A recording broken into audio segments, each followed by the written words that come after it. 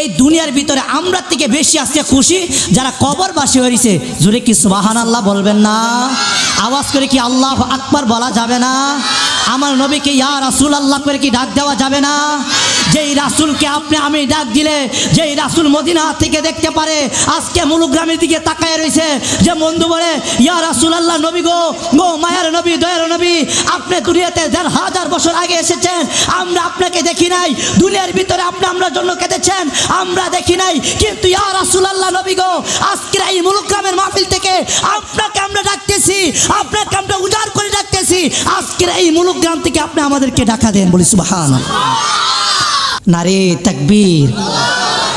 এই আওয়াজে কি আসমান জমিন চলবে? একটু আওয়াজ করে মনটাকে উজাড় করে দিয়ে সকলে প্রাণ জল বসে বলেন নারে তাকবীর, নারে রিসালাত, নারে গাউসিয়া। আল্লাহ পাক রব্বুল আলামিন আমাদের সকলকে কবুল করুন, আমিন বলেন।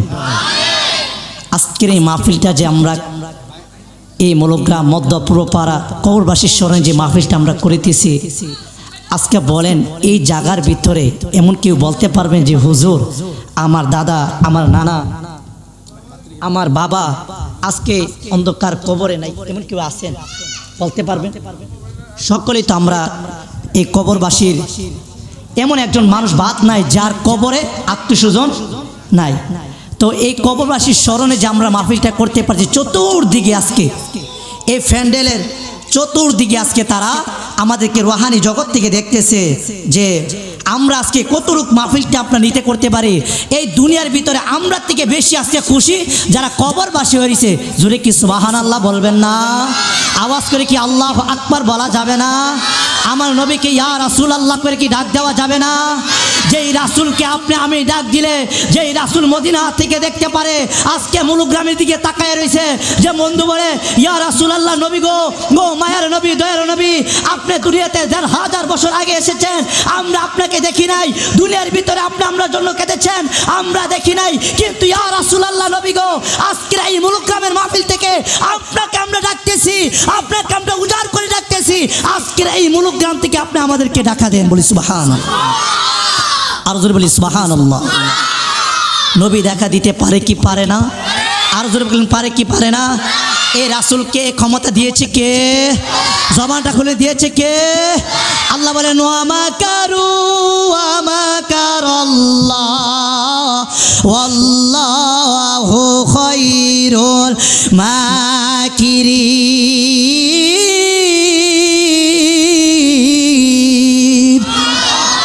এই আওয়াজে মানেন, আরো জোরে বলেন। এই কোরআনুল কারীম তেলাওয়াত করলে খুশি না বেজার? এই কোরআনের কোনো যদি একটা শব্দ কেউ শোনে, যে পরে যে শোনে, আল্লাহ বলেন তার আমল নামায় 10টি গুনাহ মাফ করে 10টি নেকি দান করে দেওয়া হবে। মুরব্বী বাবাজিরা জবানটা খুলে কি সুবহানাল্লাহ বলা যাবে না? আসমান এবং জমিন উপরে যেতটুক ফাঁকা জায়গা আছে, আল্লাহ রাসূল সাল্লাল্লাহু আলাইহি ওয়াসাল্লামে হাদিসে ফরমান, এতটুক জায়গাকে আমার আল্লাহ তাআলা আমল দিয়ে ভরপুর কইরা দেয়।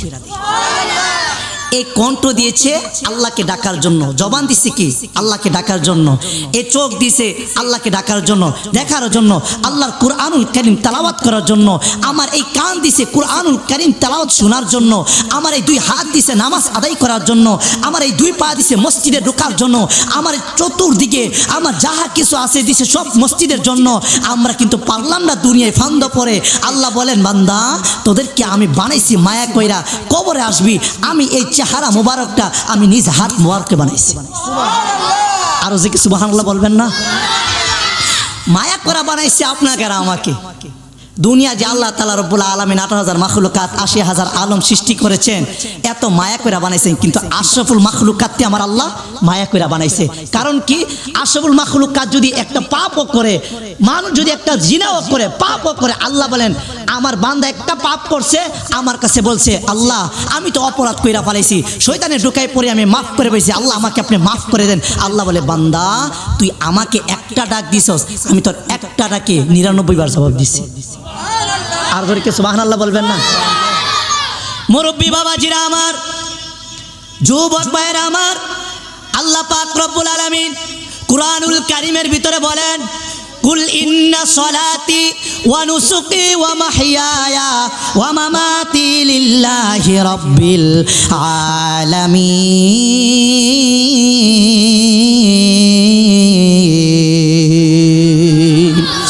আল্লাহ বলেন আমার নামাজ, আমার রোজা, আমার হজ, আমার যাকাত, আমার দুনিয়ার যা কিছু হবে, জবানটা খুলে বলুন কার জন্য সব কিছু হবে?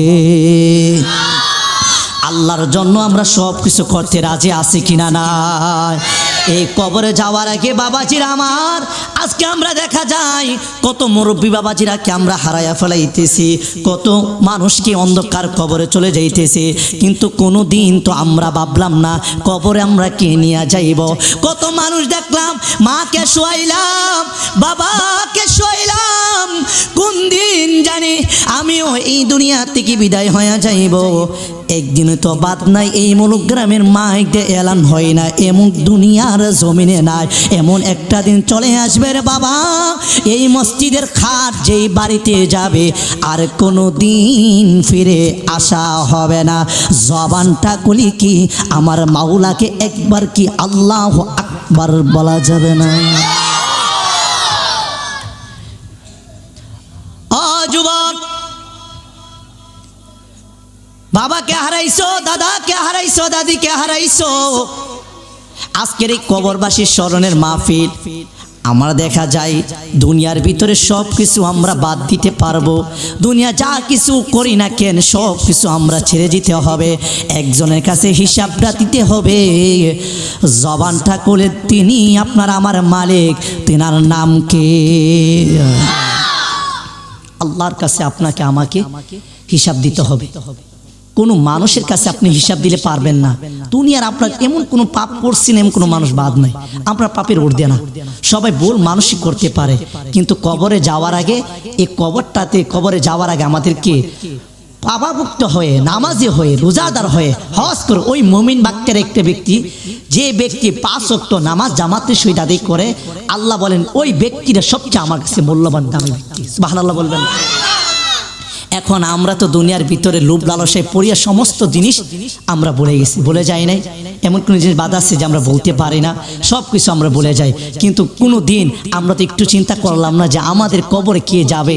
আমাদের কবর তো কেউ যাবে না। আজকে আমার বাবার জন্য, আমার দাদার জন্য, আমার মায়ের জন্য এত কিছু করে গেলাম, কিন্তু কোনো দিন তো আমার একটা খবর নেবে না।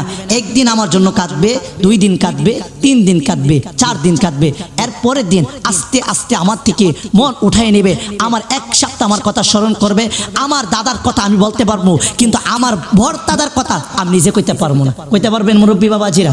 বলার কোনো নেই। কিন্তু 3 পুরুষের কথা আমরা বলতে পারবো, যে বাবা দাদা, তারপরে আমরা কি বলতে পারবো না। কিন্তু এই ধাপে ধাপে মানুষ আস্তে আস্তে যাচ্ছে, কিয়ামত পর্যন্ত যাবে। কিন্তু আপনি যদি ভালো কিছু করে যেতে পারেন, আপনার কবরটা জান্নাতের বাগান হয়ে যাবে। এই কবরটাকে আলোকিত করতে কি আমল করতে হবে না? আমরা সব সময় শুনি যে হুজুরে বলুক তারপরে পরের দিন করব, কিন্তু মৃত্যু কখন এসে যায় আমরা কেউই বলতে পারি? কেউ বলতে পারবেন? কিন্তু কেউ আমরা বলতে পারি না। তো জবানটা খুলে মাওলারে এই কালবের ভিতরে কলব, আমি আপনাকে বেশি লম্বা করব না, কারণ হুজুর আসতেছে, এই কারণে আমি মাইকটা ধরলাম। আপনারা প্রতিদিনে আমার আলোচনা শোনেন। হুজুর আসার পরে আমাদের আজকের মাহফিলে যিনি প্রধান বক্তা, ইনশাল্লাহ হুজুর এসে পড়েছেন, হুজুর খাওয়া দাওয়া করে রেস্টে আছেন। ইনশাল্লাহ আমাদের ধারাবাহিক আলোচনা শেষ করে আমরা মাহফিল শেষ করে দেবো ইনশাল্লাহ। এতটুকু ধৈর্য করার মতন আল্লাহ পাক আমাদের সকলকে তৌফিক দান করে, আমরা সকলে বলি আমিন। আর জোরে বলি আমিন। একটু জবানটা খুলে মাওলারে একবার জিকির করি, আল্লাহ আল্লাহ আল্লাহ আল্লাহ আল্লাহ আল্লাহ। জবানটা খুলে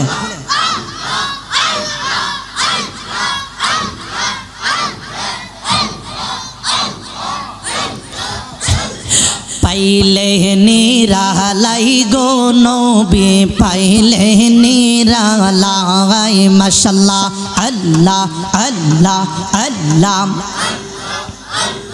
2 কদমে চুমু খাবো, চরণ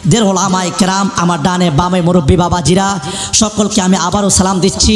আসসালামু আলাইকুম ওয়া রাহমাতুল্লাহি ওয়া বারাকাতুহু।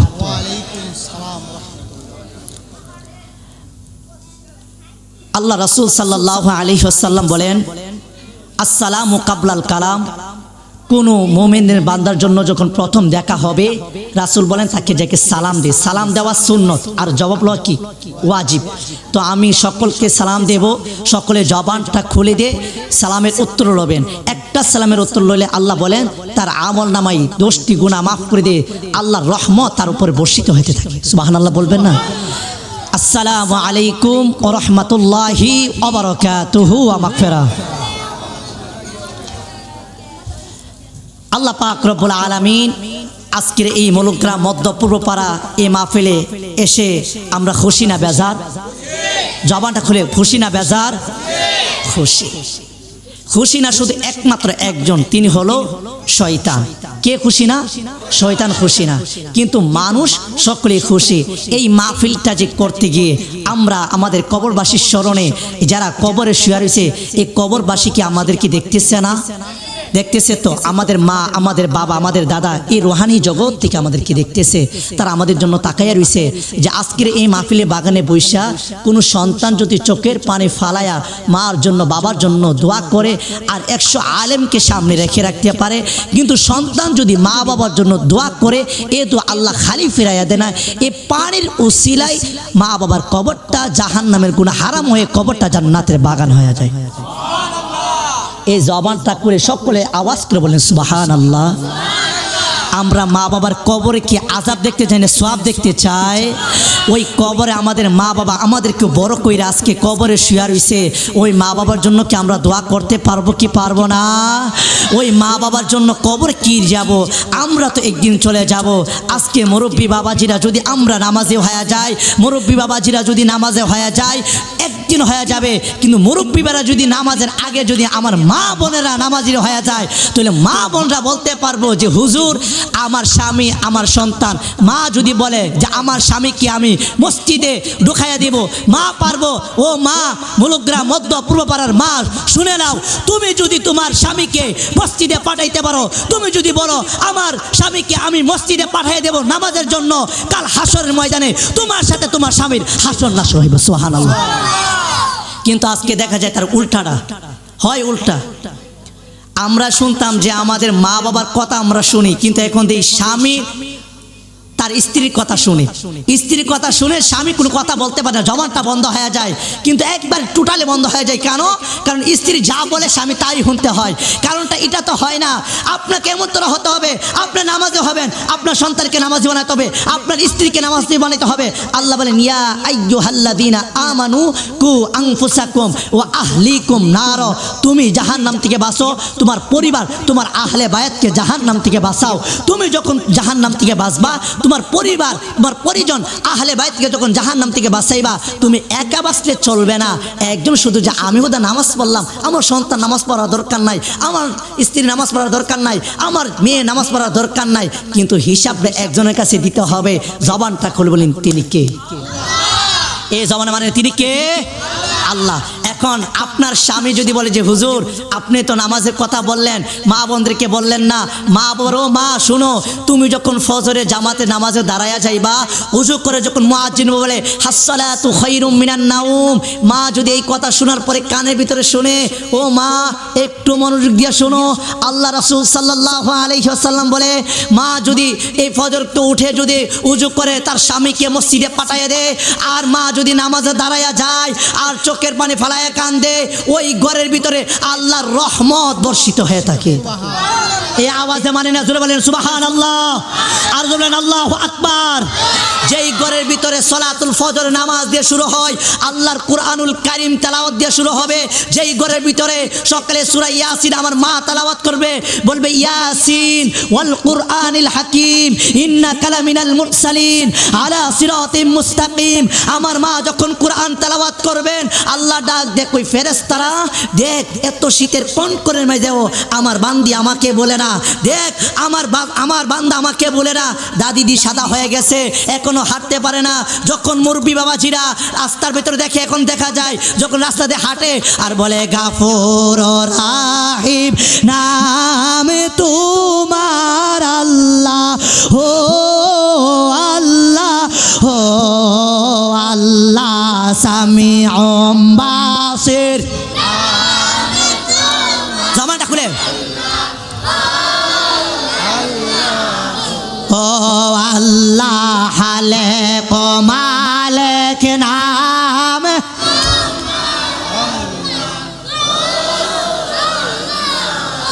ও আল্লাহ হান্নান ও মান্নান নামে তোমার, ও আল্লাহ রহমান ও রহিম নামে তোমার। মাশাআল্লাহ। ও আল্লাহ সামিউম বাসির।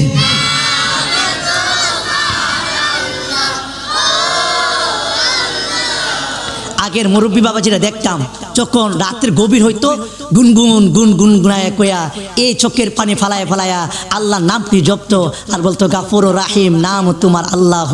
এখন তো আমরা মোবাইলে দান্দায় পড়িয়া আগে না, এখন পরম যুগ আইসা আমরা আল্লাহকে ডাকতে পারি না। আগের মুরব্বী বাবাজিরা এইভাবে চোখের পানি ফালায় কাঁদতো। আল্লাহ রাসূল বলেন যখন মুরব্বী বাবাজিরা মসজিদে ঢুকে আর সাদি দাঁড়াগুলি দুজন সাদা হয়ে গেছে, এইভাবে আল্লাহর ঘরে মসজিদ যখন নামাজের জন্য যায়, আল্লাহ বলেন ফেরেশতারা তোরা তাকায়া দেখ, তোরা তো বলছিলি প্রতিনিধি না বানাইতাম, দেখ আমার বান্দা আমাকে বলে না, যা আমি আল্লাহ তার জীবনে জিন্দেগির গুনাহগাতা মাফ করে দিলাম। এত আস্তে সুবহানাল্লাহ কইলেন। আপনারা কি ঘুমাই গেছেন গা? আর জোরে বলেন আল্লাহু আকবার, আজম ইয়া রাসূলুল্লাহ। যখন এই মুরব্বী বাবাজিরা মসজিদে ঢুকে আমার মা বলে, আল্লাহ বলেন মা যখন সূরা ইয়াসিন তেলাওয়াত করেন ঘরের ভিতরে আল্লাহর রহমত বর্ষিত হয়। আর যেই ঘরের ভিতরে ফজরে আজান দিব ঘুম থেকে উঠবে না, উঠবে 9টার দিকে 10টার দিকে উঠা ব্রাশটা নিবে, নেওয়ার পরে যাবে একটা ব্যাগ নিব স্কুলের, নিয়ে তারপরে মুলুগ্রাম চলে যাবে। কিন্তু দেখা যায় এখন আমাদের মা চাচির হেসাইতে হবে কিভাবে? যেই ঘরের ভিতরে যদি মা চাচিরা সলাতুল ফজর নামাজ আদায় করে ঘরের ভিতরে আল্লাহ সূরা ইয়াসিন তেলাওয়াত করতো, ওই ঘরের ভিতরে কোনোদিন ঝগড়া হইতো না, ওই ঘরের ভিতরে কোনোদিন ব্যবসা আড্ডা হইতো না, ওই ঘরের ভিতরে আল্লাহর রহমত বর্ষিত হয়ে থাকতো। তো আল্লাহ রহমত পাবেন কোথার থেকে? আপনি অন বলবেন যে ঘরের ভিতরে কিছু নাই, হন মোবাইল দিয়া বাস বলে, অহন মোবাইল দিয়া অন ফজর তো ওইটাই মোবাইল মোবাইল, তো ঘরের ভিতরে আল্লাহ রহমত পাবেন কোথার থেকে? আপনি পাবেন কোথার থেকে আল্লাহ রহমত? আল্লাহকে গড়াই না দেওয়া যাইব আপনাকে আমাকে? যদি আজকে মা বোনেরা আজকের এই মাহফিল থেকে এটা শিক্ষা নিতে পারে, ও মা কাল হাসরের ময়দানে যেই মা বেপর্দায় চলবে, যেই নারী বেপর্দায় চলবে, যেই মা বেপর্দায় চলবে, উলঙ্গ পুরুষের সামনে যাইবে, আল্লাহ রাসূল বলেন কাল হাসরের ময়দানে তার চুলগুলাকে এইভাবে রাইখা তার মাথাটা নিচের মধ্যে দিয়ে রাখবে।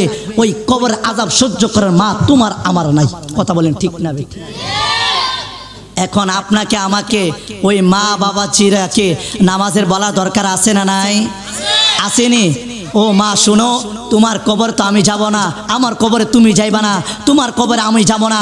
তুমি যতই কিছু না করো, বাহাদুরি করো, এই মুলুগ্রাম তুমি লাল কাপড় পরিয়া ঢুকছিলা, তুমি একদিন বের হয়ে যাবা সাদা কাপড় বইরা। ওই কবরে আপন বলতে তোমায় কেউই থাকবে না। তুমি যদি আজকের থেকে বলো আল্লাহ আমি যা কিছু করছি ভুল করছি, আজকে যদি ওয়াদা করতে পারো আমি আমার জীবনটাকে সুন্দর করতে চাও, তোমার জীবনটাকে যদি তুমি সুন্দর করতে চাও, ফজরে নামাজের পরে সূরা ইয়াসিন তেলাওয়াত করবা, তোমার স্বামীকে নামাজের জন্য পাঠাইবা, তোমার সন্তানকে নামাজের জন্য পাঠাইবা। যেই ঘরে স্বামী সন্তান নামাজ পড়বে, যেই ঘরে সূরা ইয়াসিন তেলাওয়াত হবে, ওই ঘরের ভিতরে আল্লাহর রহমত বর্ষিত হইতে থাকবে থাকবে থাকবে। বলি সুবহানাল্লাহ। এখন আমাদেরকে নামাজ পড়া দরকার আছে না নাই? আসেনি? আমাদের মা চাচিরকে বলার দরকার আছে না নাই? মাগো ও মা, আপনাদের মুলুক গ্রামে ইমাম সাহেব হয়ে আপনি পায়ে হাত রেখে বলি, কারণ দেখা যায় সকালে বাজারটা যাওয়া যায় না, বুদ্ধা মহিলা কেমনে যায়। আহারে মাগো, তুমি যদি তোমার বেপরদায় তুমি চলাফেরা করো, মাগো আল্লাহ রাসূল সাল্লাল্লাহু আলাইহি ওয়াসাল্লাম বলেন, আল্লাহ কুরআনুল কারীমে দুইটা আয়াত বলেছেন, ওয়াকুল্লিল মুমিনিনা ইয়াগদুদনা মিন আবসারিহিন্না ওয়া ইয়াহফাজনা ফুরুজাহুন্না। আল্লাহ বলেন মহিলাদের আগে তোমরা পুরুষকে আগে পর্দা করো। মহিলাদের আগে কাকে বলছে পর্দা করার জন্য? পুরুষকে। পুরুষের দুইটা জিনিস আল্লাহ বলছেন তোমরা পর্দা করো। এক হলো তার দুইটা চোখ, কি দুইটা চোখ, এবং তার লজ্জাস্থান। এই দুইটা চোখ এবং লজ্জাস্থান যদি পুরুষরা হিকমত করতে পারে, আদায় করতে পারে, আল্লাহ বলেন, তারপরে বলেছে ওয়াকুলিল মুমিনিনা ইয়াগদুদনা মিন আবসারিহিন্না ওয়া ইয়াহফাজনা ফুরুজাহুন্না। মহিলা তোমরা পর্দা করো।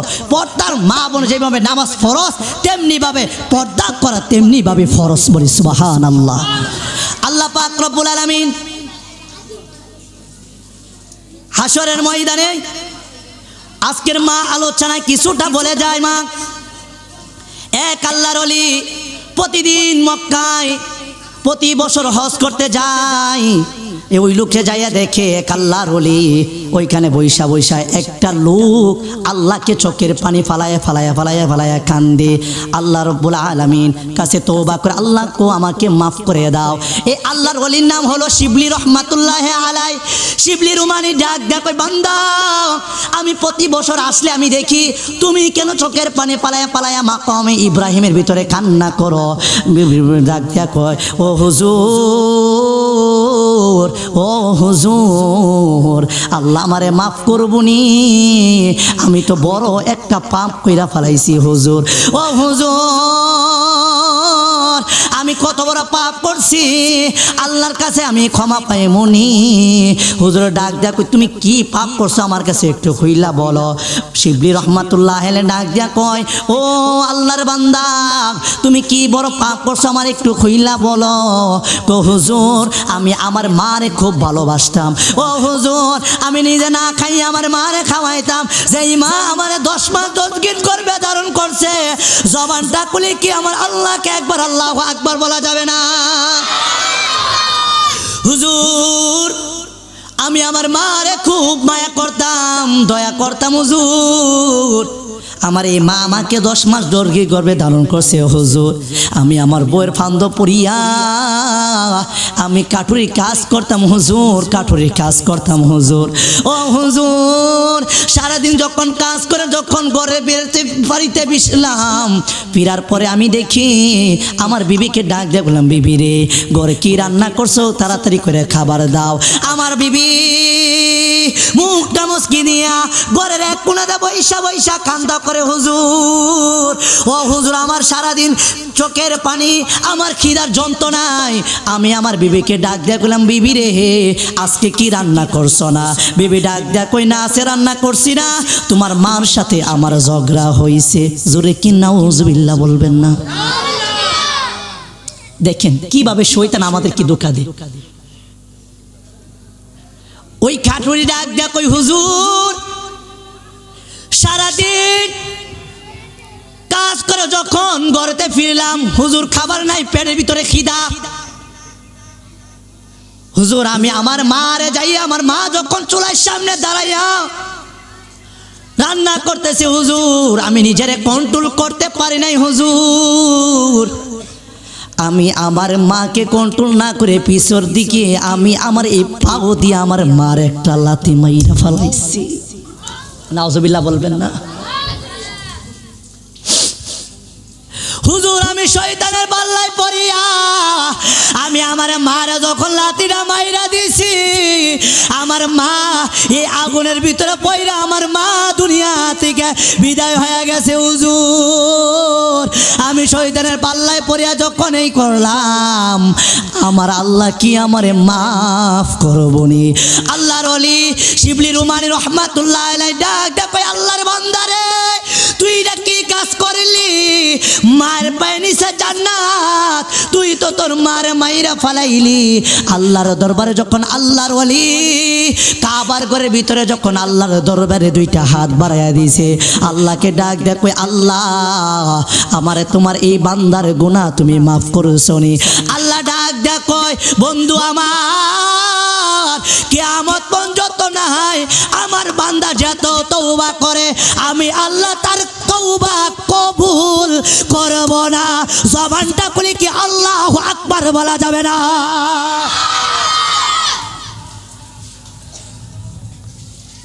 আমার বান্দা তওবা আমি আল্লাহর কাছে কেন মাকামে ইব্রাহিম মক্কা মদিনা মুনাফফারা যাইয়া ও দোয়া আল্লাহ কবুল করবে না?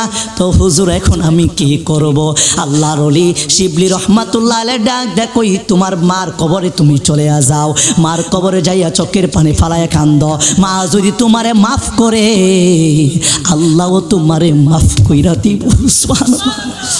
আরে মায়ের একদার দুধের দাম কাটিয়া গায়ের চাম, একদার দুধের দাম মায়ের একবারে দুধের দাম কাটিয়া গায়ের চাম, পাপুষ বানাইলে ঋণের শোধ হবে না। এমন দরদি হবে কেউ হবে না আমার মা, মা গো এমন দরদি হবে কেউ হবে না আমার মা, মা গো। মায়ের একবারে দুধের দাম, যার মা হারাইছেন মার মদনা বলে চোখের পানি পালাই আমার কথা শোন কইরা কাঁদতেছে, একবার কি মারে মা কইরা ডাক দেওয়া যাবে না? ইয়া গায়ের চাম একবারে দুধের দাম, মায়ের একবারে দুধের দাম কাটিয়া গায়ের চাম, পাপুষ বানাইলে ঋণের শোধ হবে না। এমন দরদি হবে কেউ হবে না আমার মা, মা গো। সুবহানাল্লাহ বলে ওই শিবলি রহমাতুল্লাহ আলাইহি ডাক দিয়া বলে, ও আল্লাহর বান্দা তুমি তোমার মার কবরে চলে যাও, ওই মার কবরে যাইয়া তুমি তোমার মার কাছে ক্ষমা চাও। ওই মা যদি তোমাকে ক্ষমা করিয়া দে আল্লাহও তোমাকে মাফ কইরা দিব। ওই আল্লাহর বান্দা মা বাবার কবরে দাঁড়ায়া কই, মা ও মা আমি শয়তানের পাল্লে পড়িয়া মা গো মা তোমারে কষ্ট দিয়া পালাইছি, মা তুমি আমারে মাফ করে দাও। আল্লাহ তো কোরআনুল কারীমের ভিতরে বলে দিছে, রব্বির হামহুমা কামা রব্বায়ানি, সবাই বলে রব্বির হামহুমা কামা রব্বায়ানি। আল্লাহ পাক রব্বুল আলামিন ওই মারে কবরে থেকে জিন্দা করিয়া না স্বপ্নে যুগে দেখতেছে আল্লাহর বান্দার মা তার সামনে হাজিরে কই, সন্তান রে তোরে আমি 10 মাস গর্ভে ধারণ করেছি, কিন্তু ওই মা বলেন আমি আমার সন্তানকে আমি মাফ করিয়া দিলাম। আল্লাহ যে আমার সন্তানকেও মাফ কইরা দে। জোরে কি সুবহানাল্লাহ বলা যাবে না? ওই শিবলি রহমাতুল্লাহ আলাইহি তার মার যখন এই কথা বলে, মা তার সন্তানকে কবরে যাইয়া সন্তানের মার দিয়ে চোখের পানি ফালায় প্রতিদিন কান্দার পরে হঠাৎ করে মা তো দরদি, মার মনে লেগে যায়। আল্লাহ পাক রব্বুল আলামিন ওই মার খেদমত করার আমাদের দরকার আছে না নাই? ওই মা বাবার যাদের বেঁচে আছে আজকে থেকে ওই মা বাবার মনে যদি কষ্ট দেয়া থাকো, আল্লাহ কুরআনুল কারীমের ভিতরে বলেন, অকদ রব্বুকা আল্লাহ তা'বুদু ইল্লা ইয়াহু ওয়া বিল ওয়ালিদাইনি ইহসানা। মার মনে যদি কষ্ট দেয়, মা যদি বলে উফ, এই শব্দটা যদি ব্যবহার করে, মার মনে যদি এই কষ্টটা আঘাতটা আসে, বাবার মনে যদি এই কষ্টটা আঘাতটা আসে, যত আমল করেন না কেন, যত নামাজ রোজা করেন না কেন, যত হজ জাকাত দেন না কেন, কোনো কাজে আসবে না যতক্ষণ পর্যন্ত মার ভিতরে জান্নাত। মা বলে ওয়াইস করণী, আপনার ঘটনা জানেন, ওয়াইস করণী নবীর দেখা পাইছে মার খেদমত কারণে 3 মাস কতবার গেছে কিন্তু নবী তার দেখা দেয় না। ও নবী বলছে ওয়াইস করণী তোমার মার খেদমত তুমি করো, এই কারণে জুব্বাটা ওয়াইস করণী পাইছে। জোরে কি সুবহানাল্লাহ বলবেন না? আল্লাহ পাক রব্বুল আলামিন আমাদের সকলকে এই মা বাবার খেদমত করার সেই তৌফিক দান করে দেয়। আমরা সকলে বলি আমিন।